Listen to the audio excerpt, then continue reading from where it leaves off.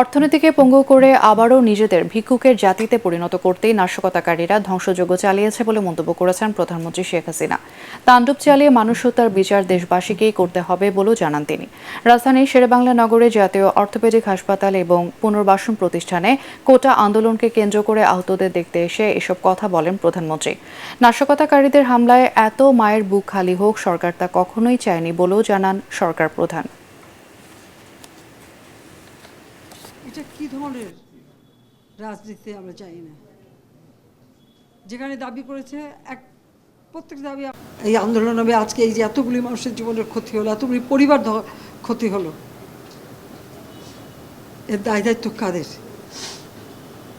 আমি দেশবাসীর কাছে সেই আহ্বান জানাবো যে এই ধরনের ধ্বংসযজ্ঞের জন্য এই দেশকে নিয়ে আর কেউ চালাতে না পারে। আমি সকলে সাহায্য চাই।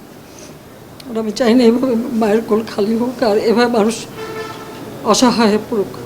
আমাদের অর্থনীতি আজকে কত উপরে উঠে গিয়েছিল, এটা আমাদের অর্থনীতিকে সম্পূর্ণ পঙ্গু করে দিয়ে বাংলাদেশকে আবার ভিক্ষুকের জাতি করে দেওয়া, এটাই বোধহয় এদের পিছনে ষড়যন্ত্র।